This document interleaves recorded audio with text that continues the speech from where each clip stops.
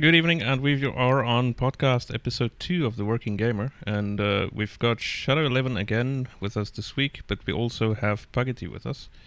So it's like a Brit, a German, and a South African walk into a bar and end up with a podcast. And there may or may not be beer involved. Oh, I would hope there will be. With a Brit and a German, most likely. Yeah, the German will bring the Weiss beer, the Brit will warm it up, and the South African will just drink it. Sounds like a plan. This is off to a good start. Yes. So we've got a few topics tonight, but we're not going to tell anyone about them until we get there, because that makes it more fun. And the answer is this thing. And that, yes.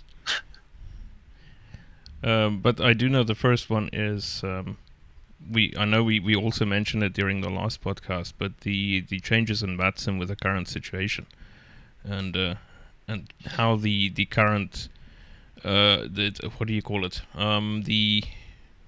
It's not called isolation; it's called quarantine, because isolation is if you're already sick, right?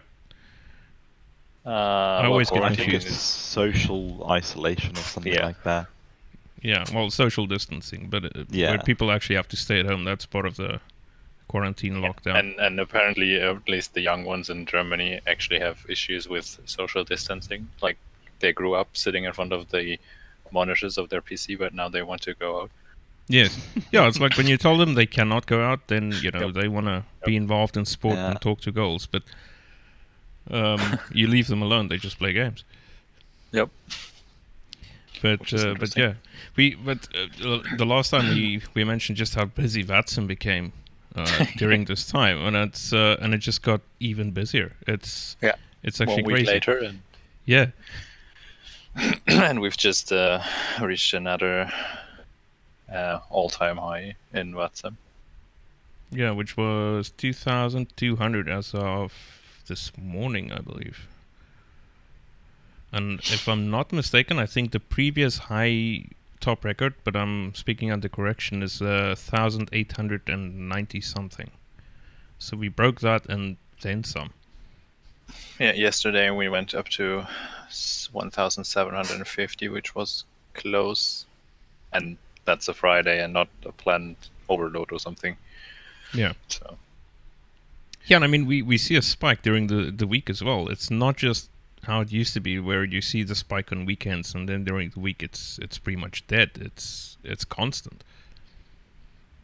Yeah, it's like events all the time, because they even asked us to staff all the stations as long as we can. Yeah. Yeah, I mean, like you can see why. Europe. Europe is absolutely insane right now. Yeah. And I mean, it's good. As I said last week, I think it gives the tech crew the chance to test their stuff, and we've seen that, for example, the audio thingy broke down today. Oh, the yesterday they audio for VATSIM. AFV. Yeah. Yes, and yesterday they had to shut down the voice ATIS to free up some space for the actual clients. Yeah, I was about to ask how the stability is now. I guess it's improving, I'd say, but slowly. Yeah. Yeah. I've not noticed any problems controlling the past couple of hours. There was a couple of issues when they rebooted it earlier. This will be working fine now. Yeah, I guess they're constantly improving. Like, we had issues yesterday when clients, both pilots and controllers, would randomly cut out while speaking, or sound like robots, basically. So how it used to sound, basically. Yeah, but just randomly. That's not. Yeah, you would notice that the connection gets worse or something. It's just randomly while you're talking, you suddenly cut out, and then obviously you don't notice. But you get a lot of say-agains and stuff. Oh, right. Yeah, I also read that there was a massive delay for some people as well. Like, they would speak and it would go through 7-8 seconds later. Yeah, and I think it was like 3 days ago, maybe 4, when when AFV had issues connecting clients to the new frequency, because like how it works is if you change frequency, it obviously queues something on the server, and that just puts you in another voice room basically. Right. And those just kept coming, the queues, and the server couldn't handle all the traffic. So what was happening is that whenever you tried to change the frequency, it would like take 20 to 30 seconds Just to until it change. set you to the new frequency. Eesh. And obviously you don't expect that, so you start talking like whenever the controller gives you a handoff, you change the frequency and then you start talking to the new one. That's how it's supposed to work, and then you'll end up on the same frequency, but you don't notice. So the you're still controllers speaking to the previous one. All right. Exactly, and then the controllers think you didn't change the frequency and tell you to change it again, so you press the change frequency button again, which queues another request on the server, and ends up sending you to the new frequency and then back again because you queued the change frequency thingy twice. And so the issue itself was just getting worse and worse because everyone kept talking on the wrong frequency and was sent back and forth. Yeah, so I mean, everyone retrying just ends up making it worse, right? Exactly.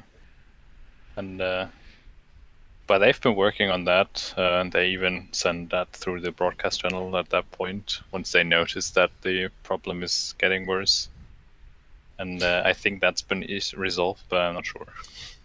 I think an interesting question right now would be with how many new people are we seeing on VATSIM at the moment? Like, is it just the usuals, but they're more, or are we actually seeing people beginning on VATSIM at the moment? I can only speak from what I've seen in Frankfurt, and it's a bit of an increase in new people, like people who've never flown on VATSIM, even some who've apparently never flown at all. Right. And but not too many new people, let's say that. So a couple more than the usual, but it's not like everyone is now starting out on VATSIM. Yeah. And no, the reason I'm asking is when everything goes back to normal eventually, as it has to, whether we're going to see any positive outcome from all of this, whether there's going to be more people on the network as a whole, because obviously it's going to quiet back down, but are people going to come back again? I think that's the main question. I think for a time they might, and correct me if I'm wrong, but and that's due to the controllers currently like staffing all the stations that we can get, so the people kind of get used to having a service which we obviously cannot hold up for months because it's tiring. So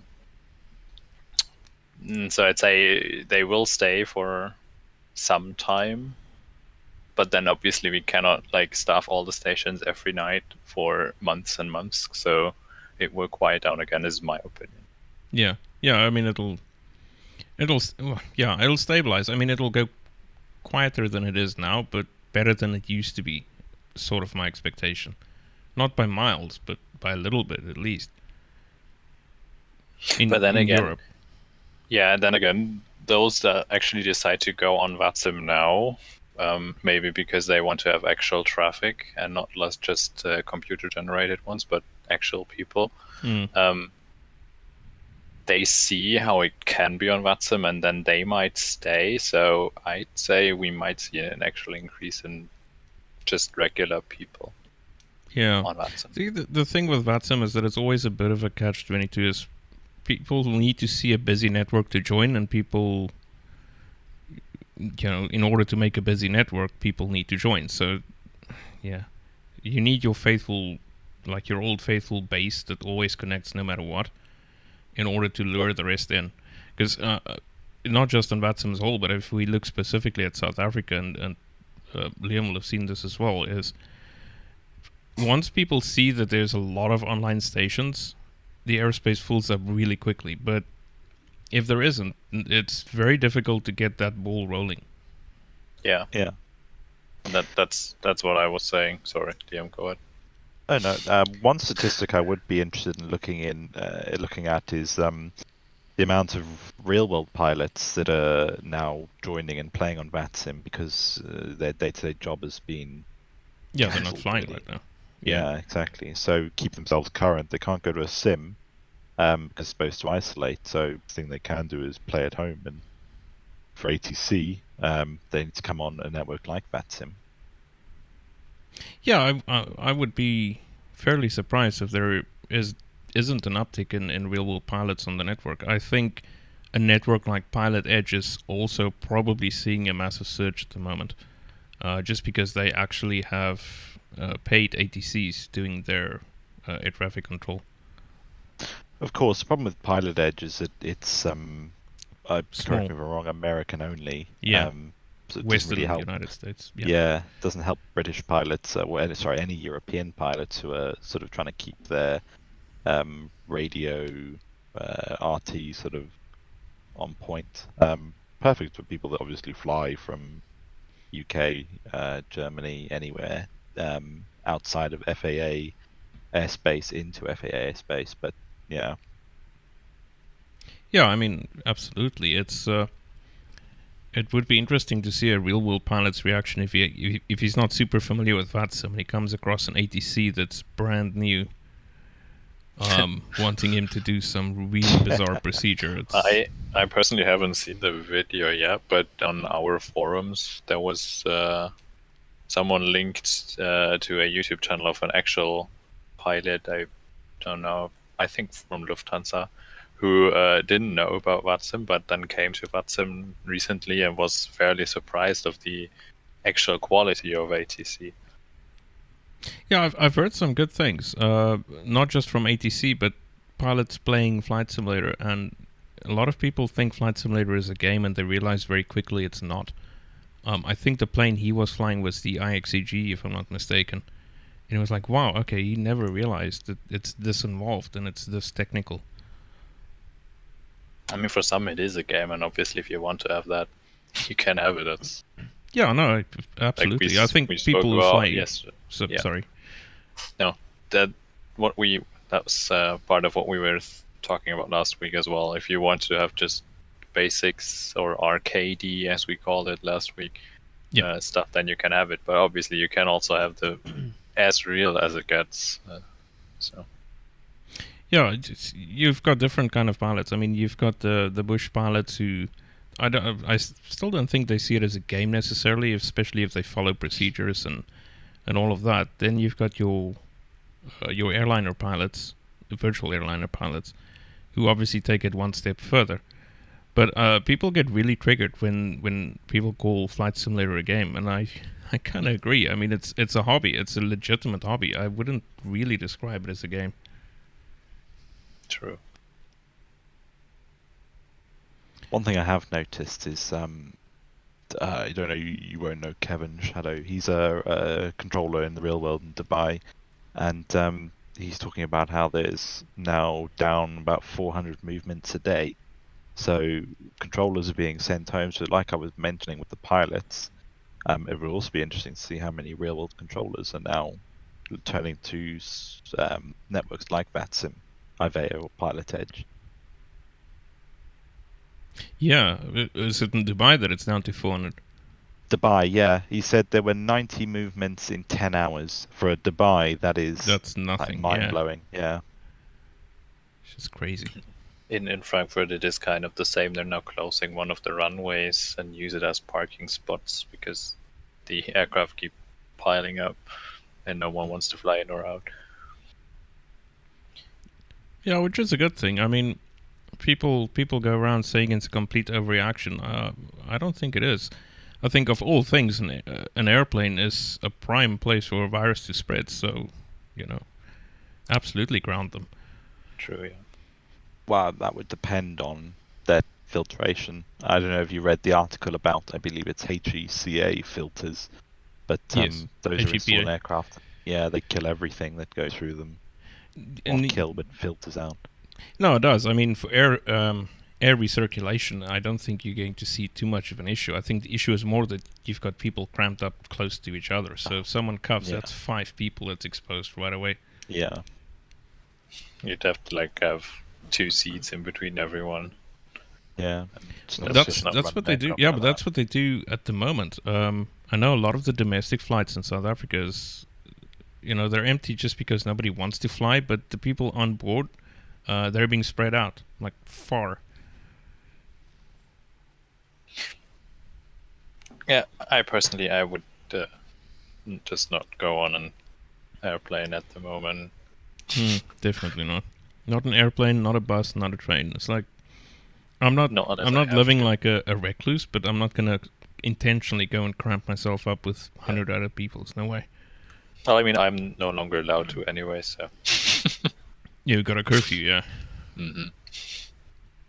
We can't step outside unless to go for a walk.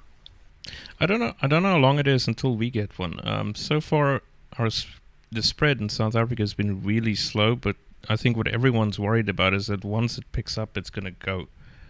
And the government's already said, when that happens, expect full lockdowns. But it hasn't yet, which makes everyone sort of on edge because they don't know what's going to happen.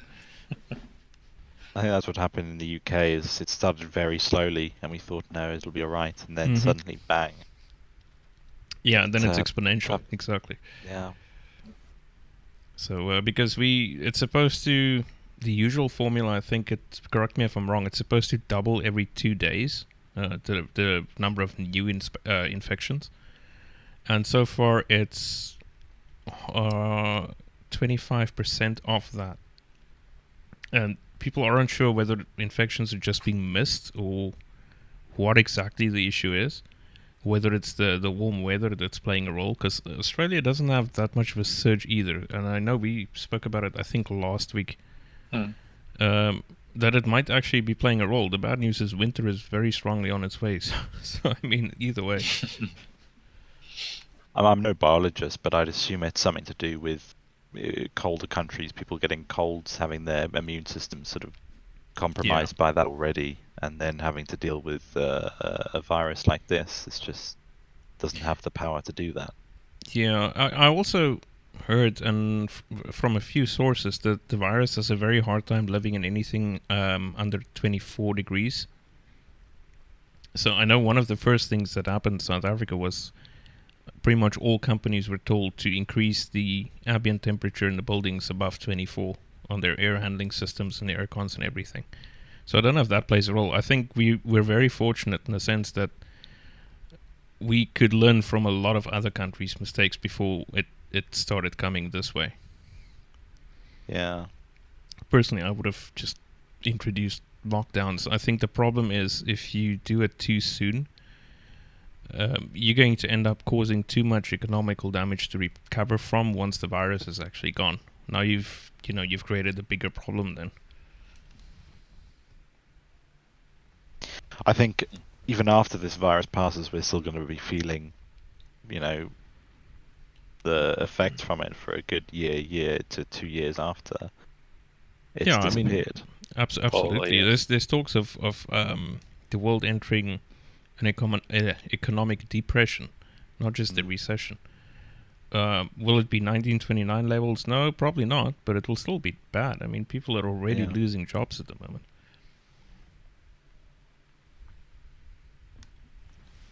Also, why is it that on this podcast we stay on topic for roughly 5 minutes and then we go?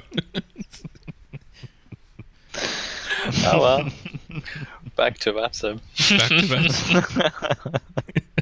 People are staying home and thus going onto the servers, and so it is, in a way, it's relevant. It is. Yeah, true. All right. We were also talking about ways that we can smoothen. Wow, that's not even the correct English. Ways to just make it a little easier to communicate with ATC, and tools like CPDLC. Sorry, obviously were implemented quite a while ago, but we've seen cross implementation of that, especially in FS Labs and so forth. Yeah, and I think now that the aircraft actually feature built-in systems, people are using it more often. Because I don't know why they would be too lazy, I guess, to just download the client. But now that I have it built in, they start using CPDLC. Look, I'll be honest, that client is not user-friendly at all. No, that's true. But, yeah, like with the FS Labs, you get exactly those features of it that you need, and the rest is not there. Yeah. And that makes it fairly easy to use, and thus, I guess that's the reason why we see an increase in people using it, and that's why we wanted to talk about what it actually is. Yeah, I think a lot of people don't really know what it is. So, in its most basic form, it is a way for you to get a pre-departure clearance from ATC without speaking to them. So you've got your ACARS connection in your FMC, and you've got your pre-filed route and destination. You issue the request for a pre-departure clearance. ATC sees it, either amends it or just approves it as is, and you receive your clearance. Yep, it's just a couple of clicks basically that the controller has to do, and that's it. And everyone who has started on Apron or something, or with delivery, knows how much talking is involved whenever you need to get a clearance for any route via voice. And so ACARS really quiets stuff down, and especially if there is no delivery and Tower has to handle everything, that gives Tower a lot more time to actually work with the traffic that they have and not give out clearances via voice, thus blocking the frequency. Yeah, I think especially now with airports like Frankfurt being that busy. Yeah, I feel there's benefits. Sorry, I feel there's benefits. Places that are a bit busier, quieter places probably work better with just using voice. Yeah, I think it's relative. I mean, if it's a really quiet spot, it would probably feel better to do it over voice just to get the frequency alive. Yeah. Whereas the way Frankfurt looks at the moment, and I've seen some of those screenshots, I would imagine it's a very good thing that we can get a PDC. Yeah, I mean, there's still a lot of people who do it via voice, but even if it's just half of the clients, or like 30%, that means 30% less talking. Mm-hmm. And yeah, like delivery is at the moment the only station that we do not need to have at least 2 people do. But you've got 2 on all of the rest. At least, yes, we had 2 pushbacks, 2 aprons yesterday. Oh, that's crazy. And then ground, which is one station that's never used, just responsible for the taxiways that go around the runway, basically. Oh, the outer taxiways. Uniform and Tango and Romeo Sierra are the ones in the south. Yeah. Right. And yeah, we have been using all those stations for the last week, basically, because otherwise you can't handle the traffic. There's 140 people trying to get out of the station. At one time? Yeah, not exactly 140, but let's say 40 at one moment. That's usually. Yeah, that's insane. I mean, for VATSIM, it's I think it's new. Like I don't think it's been on that scale in VATSIM probably ever, unless there's a across the pond or something going on. Yep. And it's like sorry. No, go ahead. That's going to be something that's going to be interesting, is across the pond while people are at home, how the VATSIM server is going to stand up. It depends if people are going to do what we did last time. So just start the fly. Yeah. So we didn't get spots. So what we did is we departed, I think, 20 minutes before the first slot. Oh. So we were sort of leading the pack. And if you get people doing that when the slots are full and they go on the tail end and or whatever the opposite of tail end is, of the pack, then you're going to see some real traffic going across Oceanic.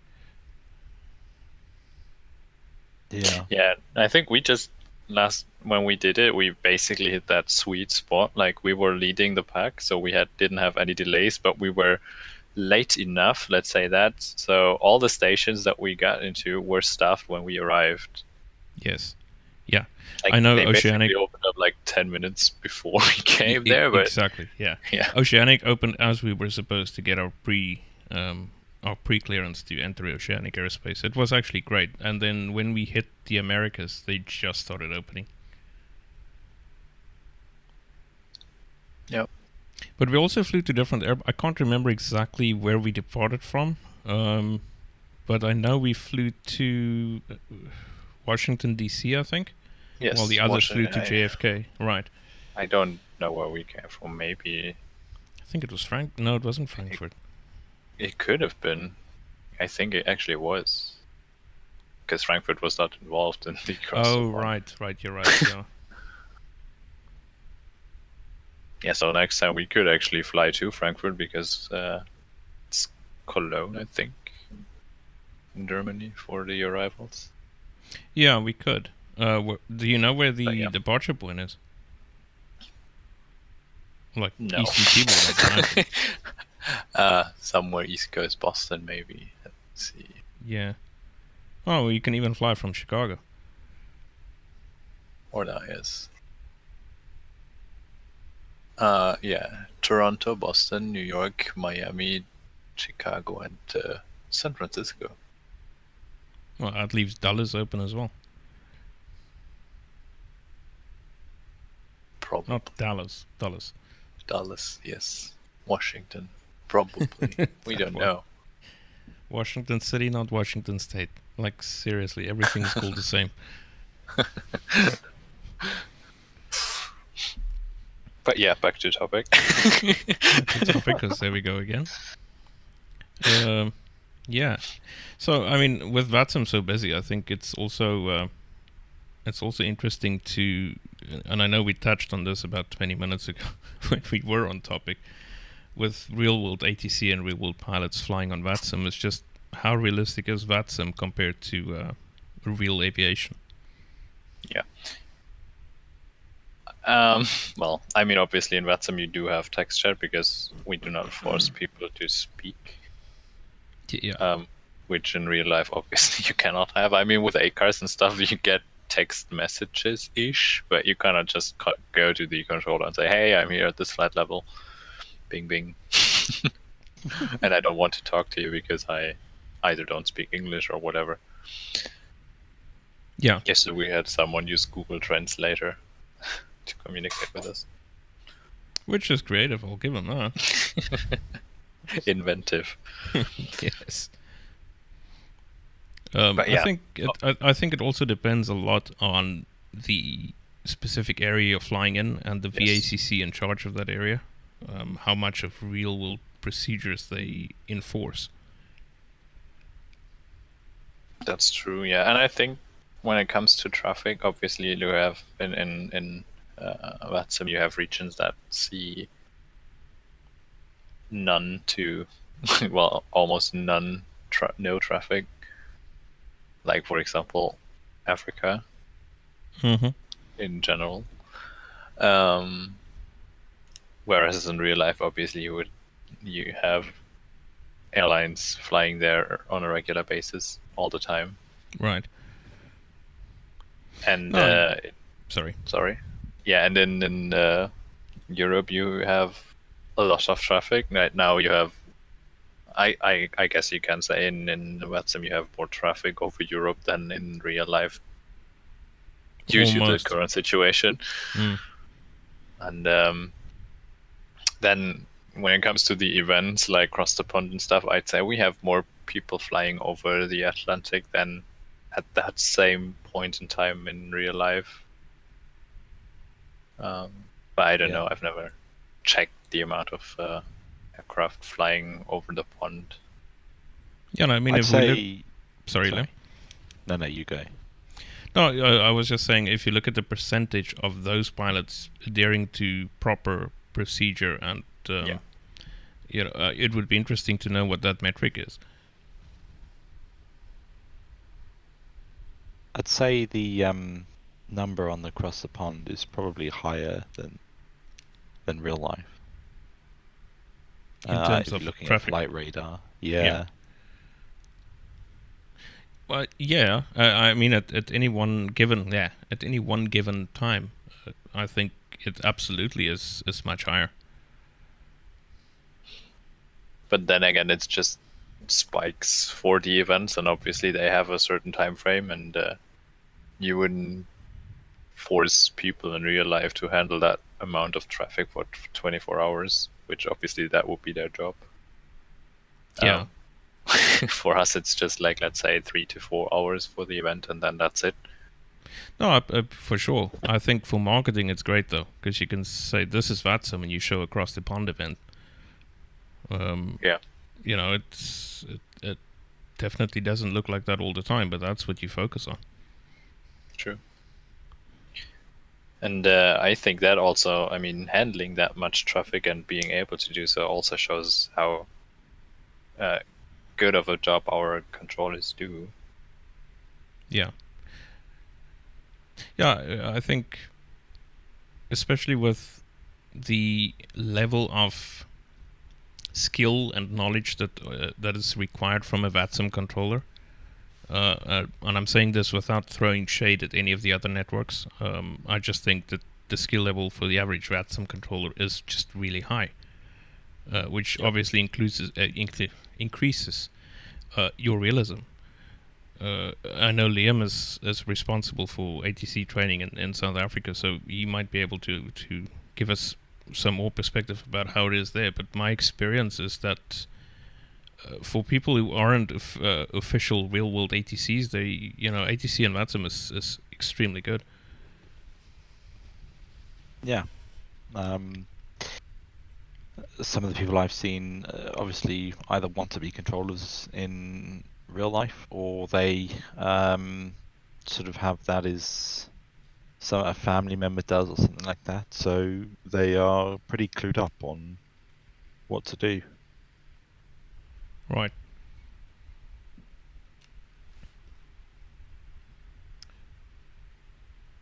Okay. I think it's the first time we actually just stopped talking and took a breath for a while.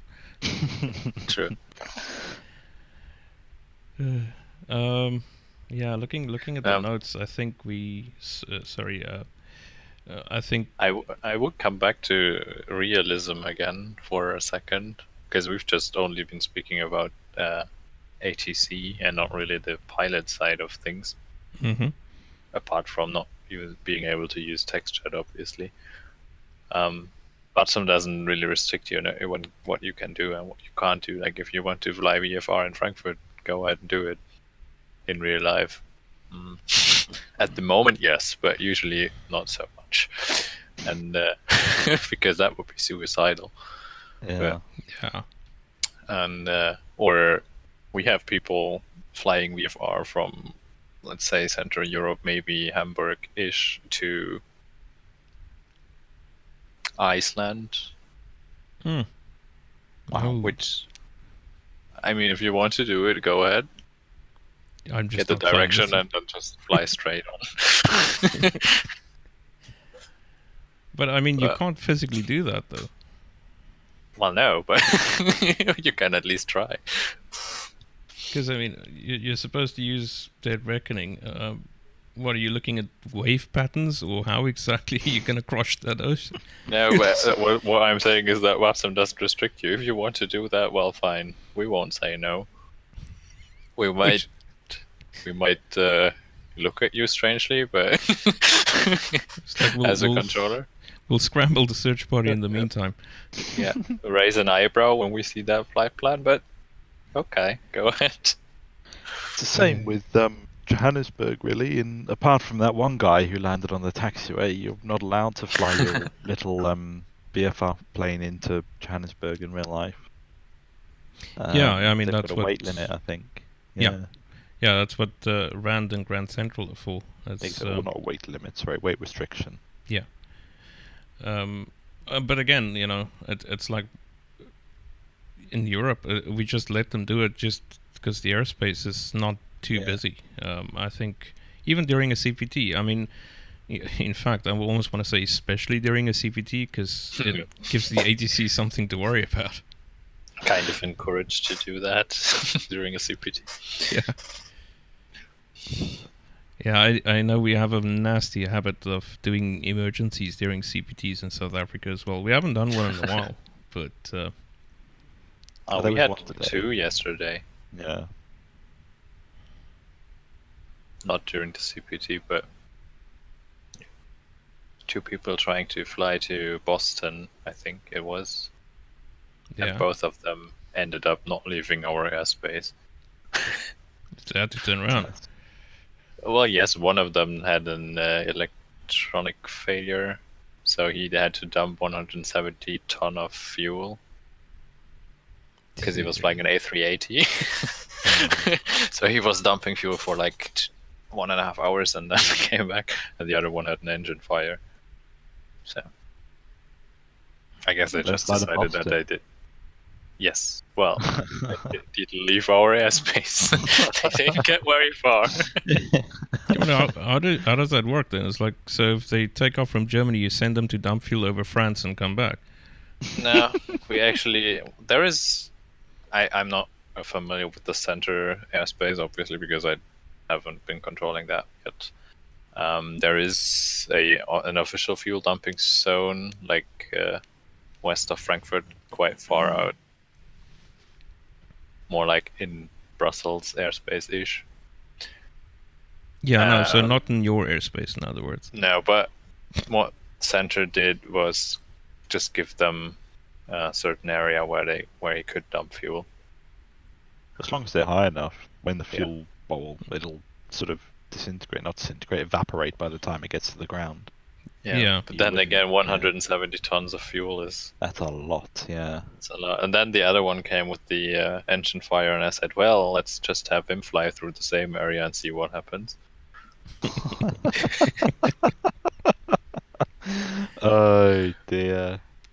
What was that? What was that plane in the US that dumped too low? Delta. Was it Delta? It was Delta, yeah. I believe they had an engine compression stall. Yes. And that prompted them to sort of dump fuel, I think it was 20 miles from the ocean. Inland. So, yeah, you can tell my stance on, or how I feel about it by that. But I won't speak anymore. I'm getting too angry about it. Yeah, because I remember I saw it on VAS Aviation on YouTube, and I was like, I mean, you dump fuel over a school? Okay. That seems... a dual engine failure, so that's something I can understand, but an engine compressor stall... compressor stall. I'm not a mechanic, but that doesn't sound like something that sort of warrants something like that to happen. Yeah, I mean, it's hard to tell, but if you listen to the ATC communication going back and forth, they first declare an emergency, then they said they've got it under control, and then they said they need to... Like, it was very unclear what exactly they wanted. So, I mean, not to criticize the pilot, because we don't know, but I think the problem started long before the dumping started. The communication was just not there. Well, but yeah, then Delta Airlines. Yeah, Delta dumps the fuel and United dumps the passengers. Then again, when it comes to emergencies, obviously in real life, if you have one, then ATC has to handle it. And on VATSIM, if you do not have the space to handle it, you can always tell them to disconnect. Yeah. And that's it. So.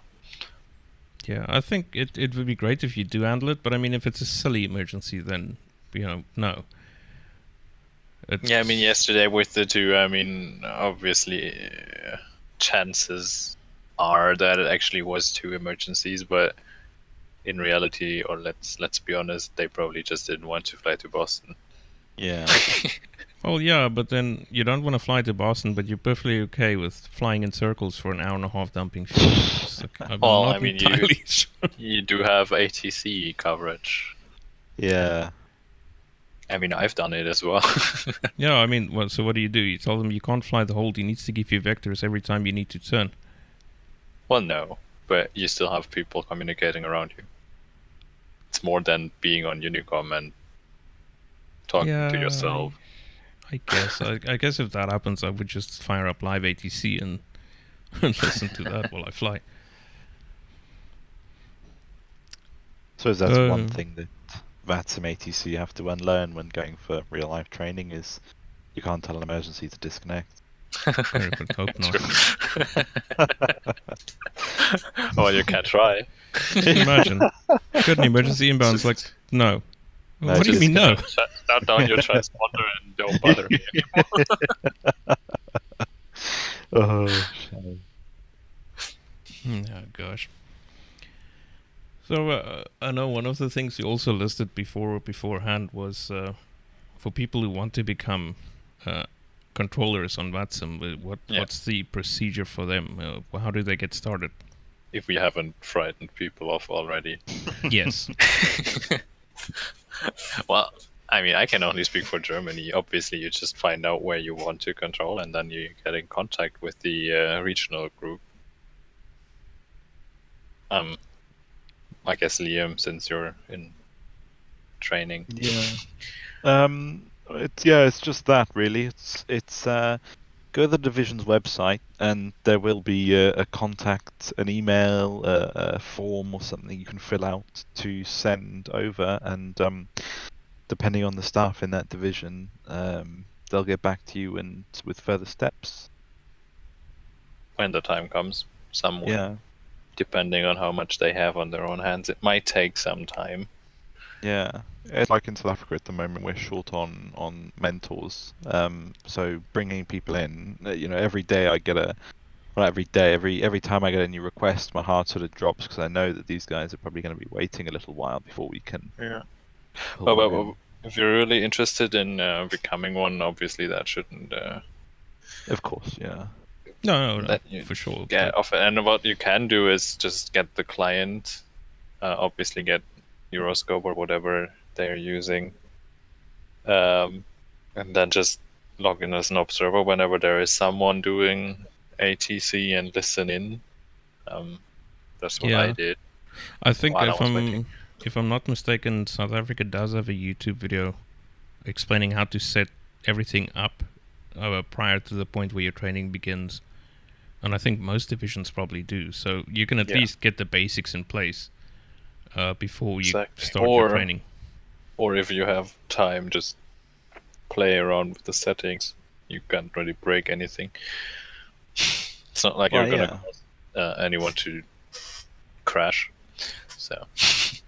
Oh yeah. As anyone who does want to become a controller, you don't have to know sort of any basics really. You can come from knowing nothing, but your mentor will absolutely love you if you've gone and spent time on the network as observer, listen to live ATC, read procedures. So less time spent in the sweatbox, more time spent online on the network. You can get on quicker. Exactly. Yeah. Don't expect your mentor to teach you everything. Your mentor will give you a helping hand to getting started, and because this is VATSIM, a learning environment, you've got to keep learning throughout your whole career. Yeah. Don't be encouraged or discouraged if it looks overwhelming at first. No, in fact, I can guarantee you it's going to look overwhelming at first, but you'd be surprised. And you'll probably get to a point where you think, oh my god. But you'll get used to it, handling lots of traffic and and then I think the biggest adaptation for people is to think in 3D space, especially when you get to S3 approach departure level, where you see two planes approaching each other and you panic because you think they're going to crash, but they're actually 10,000 feet apart. And once you make that mind switch to think in 3 dimensions, everything changes for you. After that, it's just run-of-the-mill basic stuff.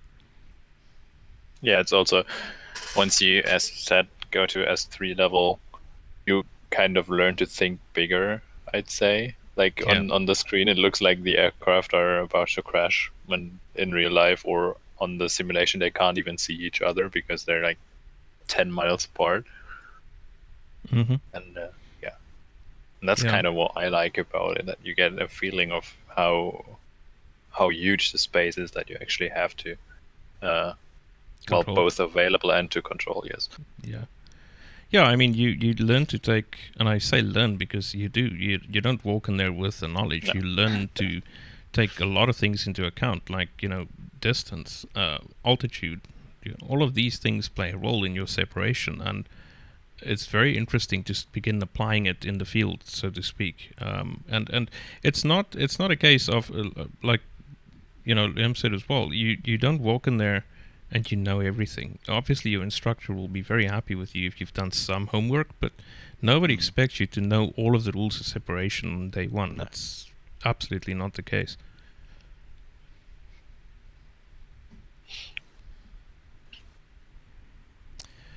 Right, I think we are actually reaching the 50-minute mark, or we're getting there. So I think what we probably should do is just look in if there's any significant new releases this week before we close it off this week. Yeah. Does anyone have anything? Oh yeah, I know about the. I think it's MK Studios that released Keflavik, so Bravo India Kilo Foxtrot, and I think there's also a smaller airport within the package. I don't even know the. Something like Akiori or something. I can't remember how it was pronounced. Like really, really small one, but I downloaded the scenery just because I wanted to have something in Iceland for a long time, and so their release kind of came in handy. And I have to say, it looks amazing. I haven't had the honor or the fun to have actual air traffic control there, because when I arrived, no one was around anymore. But just seeing the airport, and obviously people are flying there at the moment because of the new releases. Yeah. Looked really, really good, like with the ice around, and basically just how you imagine Iceland to be. Glaciers and everything. Glaciers, on the taxiways and stuff. There's mountains of snow and stuff. It's MK Studios, right? I think the ones that also did Dublin. Yeah, MK. I'm actually quite impressed by them. I didn't know about them for quite a while, and then when I wanted the Dublin airport, I think they were the only ones who had one that was sort of recommended. Kind of stumbled over them. And I was pleasantly surprised. Dublin looks really good. Exactly, and Keflavik is basically on par with Dublin. Like, you have see-through windows on the terminals and stuff. And Saudi jetways, please don't. Yeah, Saudi jetways, obviously. I still can't believe people make airports without that. Well, not naming any names.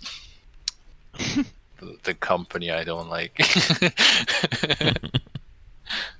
It does have Saudi jetways, and that obviously makes stuff a lot more realistic. And if you have GSX level 2, obviously you'll then see people walking, and so I would recommend getting that. It's also not too expensive. I think it's like $29 ish. Yeah, it's not there. Well, I think it's on the high end, but it's not. It's not cheap, but also not expensive. Yeah, I mean, it's not like you're buying an FS Labs Airbus. I'm not salty. Yeah. I completely understand their high price. I love their product. I just think it's very high. Well, PMDG isn't any better, is it? No. I think the same can be said. Sorry. No, I was just gonna add. Obviously, flight simulation has its price. Very true. Very true. I think the same can be said about the TOLIS. At risk of having my head put on a stick by the fan community, I think that their new A321 is ridiculously priced, considering at the end of the day, it is just a 319 that's been stretched. Yeah. Same system, same cockpit, same model, really, and they're charging I believe $80 or $90 for it. No, it's ridiculous. It doesn't even make sense, because if they design it from scratch, which they may have, I don't know. But my point is still, it's the same thing. I'll be honest. Sitting in the cockpit, it looks the same. You can tell that they didn't. The cockpit is exactly the same. Yeah. I mean, even if they didn't recycle the outer model, which I believe they did, then it's still a lot less work than, $90 worth of airplane. Yeah, and the original cost, I might be mistaken, but I think it was $70 for the original. I actually think the Tolus was 60. The 319 was $60 originally. Yeah, so I mean, you pay more for the add-on. I don't understand that. Well, price policy is a topic for itself, I'd say. Yeah, I think when it comes to Flightsim podcasts, if we have to make a list of all the topics we still need to talk about, we've got enough for the year. Don't worry. We'll see you through the entire quarantine period. Definitely. And well, okay, unless the quarantine ends tomorrow, then we'll still be here after that. Yeah. Well, I don't think it will. No. Our curfew lasts for 2 weeks at least. Yeah, I would expect until mid-April at least. Well, okay. We're working without information. Yeah. So who knows? But either way, whether it's here or not, we will be back next Saturday, and look forward to having another chat then. Yeah. Until then, stay safe. Stay inside. Wash your hands. Yeah. And come fly in South Africa. And come fly in South Africa.